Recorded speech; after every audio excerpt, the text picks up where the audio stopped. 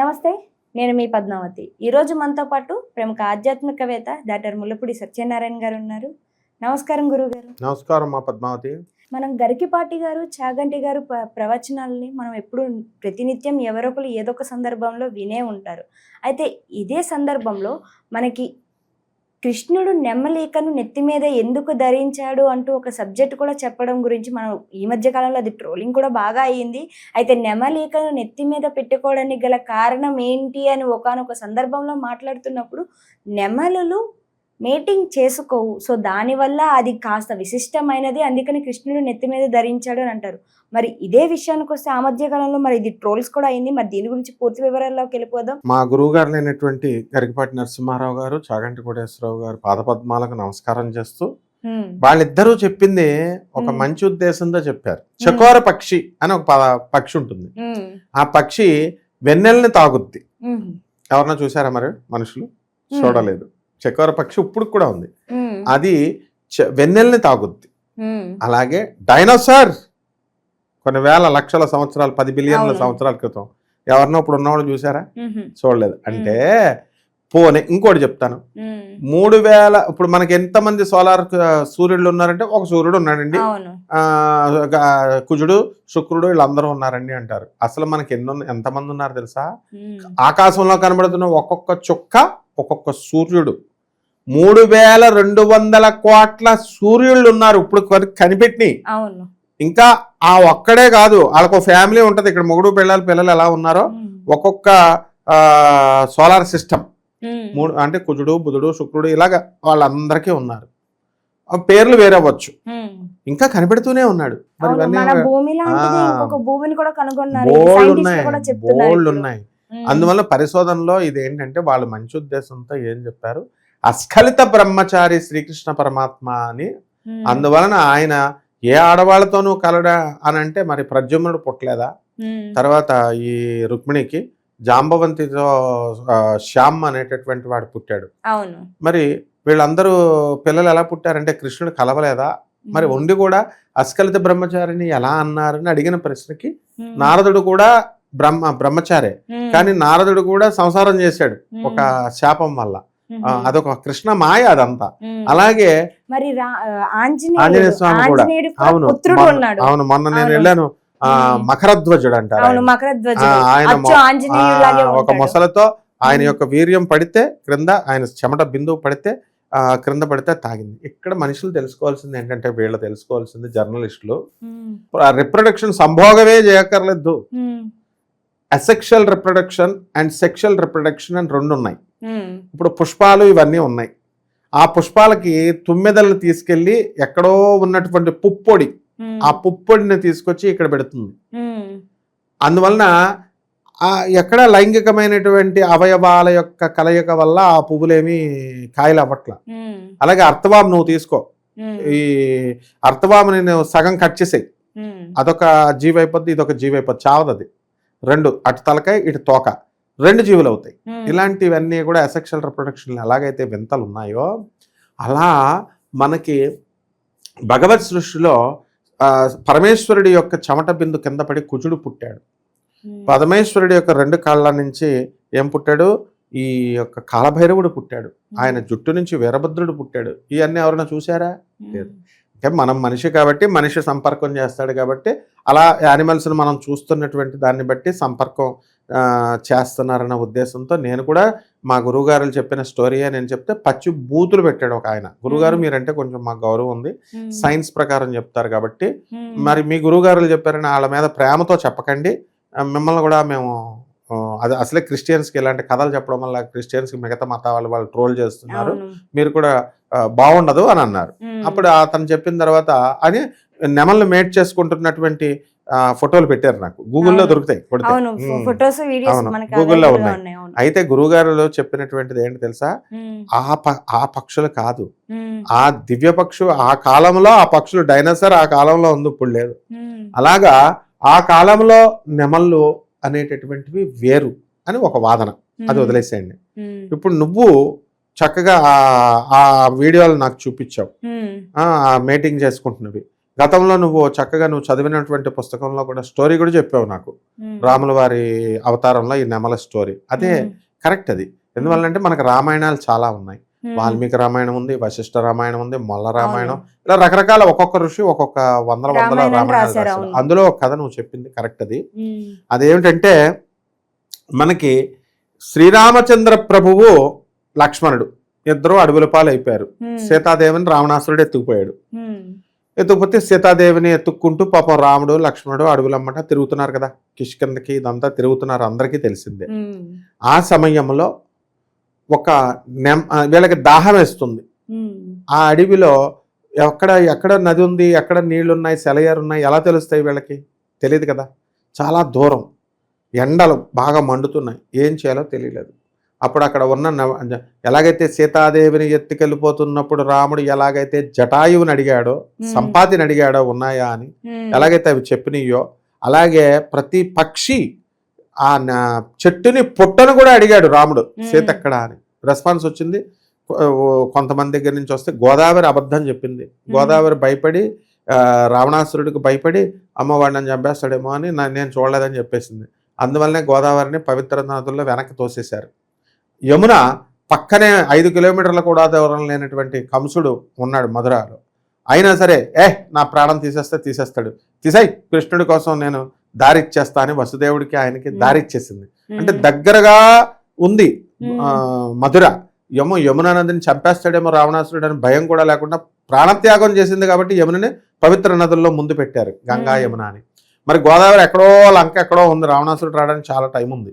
అయినా సరే గోదావరి భయపడి రావణాసురుడికి రాముడికి సహకరించలేదు. అలా కొన్ని చెట్లు పుట్టలు సహకరించలేదు. ఒక నెమలి మాత్రం ఇప్పుడు నువ్వు చెప్పిన స్టోరీలో అది సహకరించింది.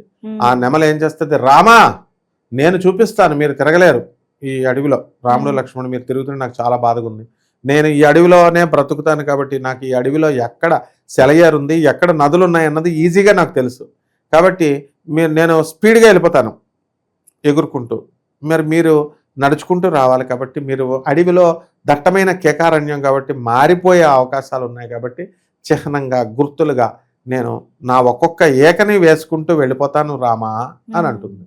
అంటే రాముల వారు ఏం చేస్తారు, సరే అంటారు. అయితే ఆయన అంటాడు పాపం ఏమని, నీ ఏకలన్నీ ఉంచుకోవాలి కదా, ప్రాణం పోతుంది ఏకలు లేకపోతే, అంటే నీలాంటి మహాత్ముడి కోసం, నీలాంటి అవతార పురుషుడి కోసం మరి చక్కగా నేను నా ప్రాణత్యాగం చేస్తే నాకు అది మోక్షం వస్తుంది స్వామి, నాకు చాలా అదృష్టం స్వామి, ఆ మహద్భాగ్యాన్ని ప్రసాదించమని చెప్పి అది ఏం చేస్తుందంటే ఏకలు వేసుకుంటూ వెళ్ళిపోతే రాముడు వారు ఆ ఒక్కొక్క ఏక పట్టుకుంటూ వాళ్ళు ఆ నది వచ్చేసింది, దాని దగ్గర నీళ్లు తాగడానికి వెళతారు.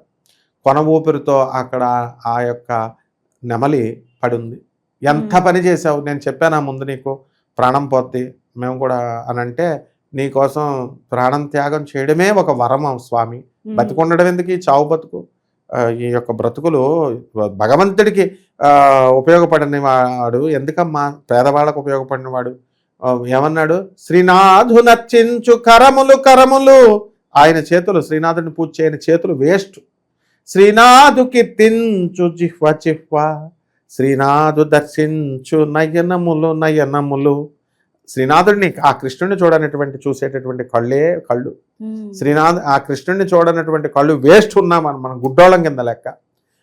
శ్రీనాథుడికి కృష్ణుడికి సేవ చేయని చేతులు ఉన్నా వేస్ట్, శ్రీనాథుడిని కీర్తించనేటువంటి ఈ యొక్క నాలిక ఉన్నా వేస్ట్ స్వామి. అందువలన నాకు మహద్భాగ్యం స్వామి అంటే అప్పుడు రాముడు, అమ్మ నువ్వు చేసినటువంటి త్యాగానికి నేను తరతరాలు ఈ నెమల్ని గుర్తుంచుకునేలాగా, నీ త్యాగం గుర్తుంచుకునేలాగా నేను నీకు వరమిస్తున్నాను అని, నేను దాన్ని శిరస్సు మీద ధరిస్తాను కృష్ణావతారంలో అని చెప్పేసి ఆ శ్రీకృష్ణ పరమాత్మ తన యొక్క ఆ నెమలి పెంచని శిరస్సు మీద ధరిస్తాడు. ఇది అసలు కథ. అప్పుడు దానికి మోక్షం ఇచ్చాడు.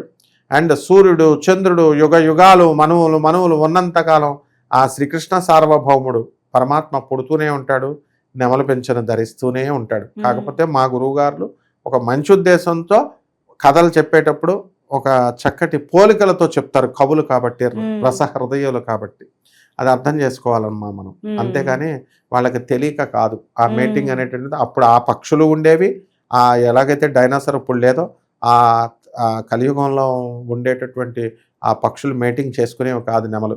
ఇది మనము మామూలు దూరదృష్టితో చూడాలి తప్ప మామూలు సైట్తో చూడకూడదు. ఇప్పుడు దేవుడు అనేవాడు ఉన్నాడని మనం కళ్ళతో చూడగలుగుతామని చూడలేం కదా, కొంచెం 1 కిలోమీటర్ దూరమే చూడగలుగుతాం. చెవులు ఉన్నాయని చెప్పేసి మనం ఒక రూమ్ వరకే వింటాం, దూరం వినం. అలా మనము మన కళ్ళతో కనబడేవే చూస్తాం. 3200 కోట్ల సూర్య కుటుంబాలను ఊహ కూడా మనం అందుకోలేం. అంటే ఊహాతీతుడు భగవంతుడు. కాబట్టి ఊహకి లాజికల్గా, రేషనల్గా ఇలా ప్రతిదానికి సైన్స్ చూపించాలి, ప్రతిదానికి రుజువు చూపించాలంటే సైన్స్ అంటే ఏంటి? దేవుడు సృష్టించినటువంటి సృష్టిలో ఇవి ఉన్నాయని తెలుసుకునే ప్రక్రియనే సైన్స్. అంతేగాని సైన్స్ దేవుడిని ప్రూవ్ చేయలేదు. ఇప్పుడు సూర్యుడు ఉన్నాడు, చంద్రుడు ఉన్నాడు అని దేవుడు సృష్టించేశాడు. అది ఉన్నాయని తెలుసుకోవడం వరకే. అందుకని సైంటిస్టులకి ఏం 2 కొమ్ములు ఉండవు. దేవుడు అనేటటువంటి వాడు సృష్టిని మనం కనుక్కుంటాం. ఇదే ఫిజిస్ట్ ఆర్థర్ ఎడింగ్టన్ చెప్తాడు. ఆర్థర్ ఎడింగ్టన్ ఏమని చెప్పాడు? ఈ సృష్టిని అంతటినీ కూడా వీళ్ళకంటే గొప్పవాళ్ళ ఈ జర్నలిస్టులు, వీళ్ళను ఇప్పుడు ఈ ప్రజలు కామెంట్ చేసేవాళ్ళు తెలుసుకోవాలి. వాళ్ళు ఆర్థర్ ఎడింగ్టన్ ఫిజిస్ట్ ఏం చెప్తాడు? ఈ ప్రపంచాన్ని మొత్తం ఒక శక్తి నడిపిస్తుంది అని. ఆ శక్తిని నేను చూశాను అని అనలా, శక్తిని తెలుసుకున్నాను అని అనలా, శక్తి నడిపిస్తుందన్న విషయాన్ని నేను తెలుసుకున్నాను. నేను ఇన్ని సంవత్సరాల రీసెర్చ్ చేసి అన్ని భౌతిక శాస్త్రం సైంటిస్ట్ ఆయనే చెప్పాడు. వీళ్ళంతమ్మా. నిజంగా గురువుగారు చాలా చక్కగా వివరించారు ఈ కథకి అసలు ఏంటి, ఎందుకని కృష్ణుడు ధరిస్తాడని అనేదానికి. గురుగారు, నా దగ్గర ఇంకొక సందేహం కూడా ఉందండి. మనకి నెమలీకలు మనం కృష్ణ దేవాలయంకి వెళ్ళినప్పుడు మనం కొంటూ ఉంటాం, మనకు అక్కడ దొరుకుతాయి, అక్కడ అమ్ముతారు. కాబట్టి ప్రతి ఒక్కరు అది చూడడానికి చాలా ఆహ్లాదకరంగాను కాస్త మనసుకు ఆనందాన్ని కలిగిస్తుంది. కాబట్టి ప్రతి ఒక్కరు దాన్ని కొనుక్కుంటారు. అయితే దాన్ని తెచ్చుకొని ఇంట్లో పెట్టుకోకూడదు అని అనేసి కొంతమంది అంటుంటారు. కానీ ఇది పెట్టుకోవచ్చు అంటారా, లేకుంటే పెట్టుకోకూడదు అంటారా? ఎవడి వాడు, ఎక్కడి వాడు, ఎవడు వాడు చెప్పిన వాడు. అది పరమ పవిత్రమైనటువంటి నెమలి పించ. చిన్నప్పుడు చిన్న పిల్లలు కూడా స్కూల్లో వాళ్ళు మనందరం కూడా నెమలి పెట్టి పిల్లలు పెడతదని ఉండేవాళ్ళం. ఏది నిజంగానే పెడతదేమో అని నేను ఆ పుస్తకాల్లో పెట్టి 2-3 పెడతాయేమో అయ్యిందేమో అనుకునేవాడిని. అంత అనుబంధం అన్నమాట మనకి నెమలితో. కాబట్టి నెమలి పించ అనేటటువంటిది ఎలా అంటే అమ్మా, అది శ్రీకృష్ణుడు అడవిలో పెరుగుతుంది. అది ప్రకృతిలో అత్యంత సుందరమైనటువంటిది పక్షి ఏదైనా ఉందంటే అది నెమలి. రెండవది, ఈ యొక్క మన్మధుడు యొక్క కామాన్ని ఎందుకని మా గురువు గారుల వాళ్ళు కూడా చెప్పారు, ఇదొక కారణం. మన్మధుడి బాణాన్ని నియంత్రించగలిగేటటువంటి ఈ యంత్రము, ఆ తంత్రము, ఆ వాహనము నెమలనమాట. అందువల్లనే కుమారస్వామి ఆ కుమార యంత్రంతో పగలగొడతాడు మన్మధుడు ఏమవుతాడంటే ఒక రాక్షసుడిగా పుడతాడు. తర్వాత మన్మధుడు రాక్షసుడిగా పుట్టి కామాస్త్రాన్ని వేస్తాడు. ఆ కామాస్త్రాన్ని వేస్తే సుబ్రహ్మణ్యేశ్వర స్వామిని ప్రయోగించి వినాయకుడు ఆ చుట్టూ ఉన్నటువంటి ఆరాన్ని బద్దలగొట్టి లోనకెళ్తాడు. ఎవరు? వినాయకుడు. కుమారస్వామి వెళ్ళి ఆ మన్మధుడు ఏం చేస్తాడు? జగన్మోహిని ఎవరు ఆ కామాస్త్రం ఎక్కడి నుంచి పుట్టాడు? పరమేశ్వరుడును జగన్మోహిని ఇద్దరు కలిస్తే మనకి అయ్యప్ప పుట్టాడు అన్నాం కదా. ఆ జగన్మోహినికి పుట్టినటువంటి వాడు ఈ కామాధిపతి. అందుకని వాడిని ఏం చేస్తాడంటే వినాయకుడు తన బుద్ధి కుశలతో ఈ యొక్క మౌర్యాస్త్రాన్ని, అంటే మోర్ అంటాం కదా, ఈ కుమారాస్త్రాన్ని వేసి నెమలి పెంచతో పగలగొడతాడు. అందువల్ల నెమలి పెంచ అనేటటువంటిది పరమ పవిత్రమైనది.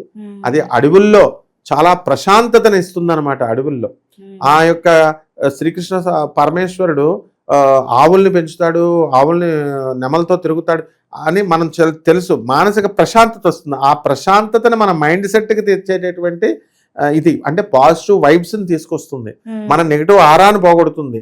అందువలన ఎట్టి పరిస్థితుల్లో ఈ నెమలి పింఛని ఇంట్లో పెట్టుకోవచ్చమ్మా. అంతేకాదు నెమలి పింఛలతో స్వామివారికి సేవ చేసుకోవచ్చు. ఎక్కడైతే నెమలి పింఛలు ఉంటాయో కామం తక్కువగా ఉంటుంది, అక్రమ సంబంధాలు తగ్గుతాయి. తర్వాత ఈ యొక్క స్వామివారి యొక్క కృపా కటాక్షంతో కామం కూడా ఎక్కువ చేయకూడదమ్మా. ఎక్కువ చేస్తే ఆమె సొంత భార్య అయినా కూడా విచిత్ర వీరుడికి టీవీ వచ్చి చచ్చిపోయాడు. ఎవరో భీష్ముడు తమ్ముడైనటువంటి విచిత్ర వీరుడు అంబిక అంబాలికలో అంబికని అంబాలికతో ఎక్కువ కాలం అతను అలా సంగమం చేయడం వల్ల టీబీ వచ్చి చచ్చిపోయాడు. అదో క్షయ వ్యాధి. అందువల్లనే మనం ఎప్పుడు కూడా కామం ఎంతవరకు అంటే ఒక బిడ్డ పుట్టేంత వరకు మాత్రము ఉండాలట. ఆ తర్వాత అన్నా చెల్లెల్లా బ్రతకమని శాస్త్రం చెప్తోంది. అందువల్లనే రామకృష్ణ పరమహంస శారదమ్మని పెళ్లి చేసుకుని పరమ పవిత్రంగా చూసుకున్నాడు. అందువల్లనే గృహస్థాశ్రమం అనేది తర్వాత వానప్రస్థాశ్రమము, తర్వాత సన్యాసాశ్రమం అనేటటువంటివి వచ్చినాయి. అందువలన ఇవంతా కామాన్ని ఎప్పుడు నియంత్రించుకోవాలి. కామానికి అంతు ఉండదు. అది వార్ధక్యమైనా ఎప్పుడైనా దాన్ని మళ్ళీ కంటిన్యూటీ అయిపోతుంది. ఈ జన్మలో కామాన్ని కంట్రోల్ చేసుకోలేకపోతే అందువల్లనే ఇంద్రజిత్ అన్నారు. ఇంద్రియాలను జయించుకోవాలి మనం, మనంతకు మనం. అదే ఇంద్రుడు అంటే అర్థం ఏంటి? ఇంద్రియాలకు అధిపతి ఆయన. మనల్ని మనం కంట్రోల్లో పెట్టుకోవాలి. కానీ రామాయణ ప్రకారం ఇంద్రజిత్ అని పేరు రావడానికి గల కారణం ఇంద్రుడిని ఇంద్రదేవుని జయించాడు జయించిన అంటే అర్థం వాడిగా. ఏమిటి? అంతకు ముందు ఇంద్రజిత్ వరకు కూడా- క్యారెక్టర్ ఉన్న ఫెలో, రావణాసురుడు క్యారెక్టర్లెస్ ఫెలో. సీతాదేవిని తల్లిలా చూశాడు ఇంద్రజిత్. ఏ ఆడపిచ్చ లేదు ఇంద్రజిత్కి. నువ్వు రామాయణం అంతా చూడు, అవును. ఎక్కడా కూడా ఏ ఆడదాన్ని ఆయనకి ఎంతసేపు రావణుడు తీసుకొచ్చి తీసుకెళ్లి తిప్పాడు, వదిలేయమని వదిలేయమని కూడా చెప్పాడు. అవును. అంటే ఇంద్రియాలని అధిపతి జయించాడు ఆయన. ఇంద్రజిత్ అన్నారు అందుకు, అంతేగాని ఇంద్రుడిని ఓడించాడని కాదు. ఇంద్రుడు అంటే ఎక్కడో ఉండడు. మన అవయవాల కామాన్ని మనమే కంట్రోల్ చేసుకోవాలా. చుట్టూ ఆడపిల్లలు కనబడతారు, క్లాస్లో ఫ్రెండ్స్ ఉంటారు ఆడపిల్లలు. మనం అందరినీ కూడా చుట్టూ ఉన్నటువంటి వాళ్ళని కామ దృష్టితో చూడకుండా వీళ్ళని సోదరి మాత తల్లిలాగా చూడాలా. అట్ ద సేమ్ టైం తన సొంత భార్యను కూడా బిడ్డనిచ్చినటువంటి తల్లిగా చూడాలా. ఒక సంతానం కలిగిన తర్వాత భార్యని వస్తువులాగా చూడకూడదు, కామం కలిగి ఉండకూడదు. ఇవన్నీ ధర్మాలు చెప్తున్నాయి శాస్త్రం. కాబట్టి ఇవన్నీ నేర్చుకోవడం కొంచెం కష్టమైనా నేర్చుకోవాలమ్మా. అంటే కామాన్ని జయించే శక్తి ఈ నెమలు పెంచుకుంటుంది. అది నేను ఫైనల్ గా చెప్పేది.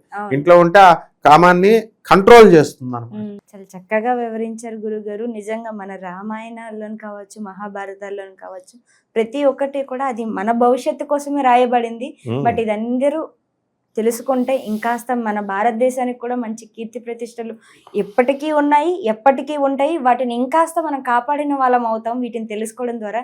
బట్ ఇంత సబ్జెక్ట్ నా కోసం మీరు ఇంత సమయాన్ని కేటాయించి ఇచ్చినందుకు మీకు కూడా ధన్యవాదాలు గురుగారు. ధన్యవాదాలు.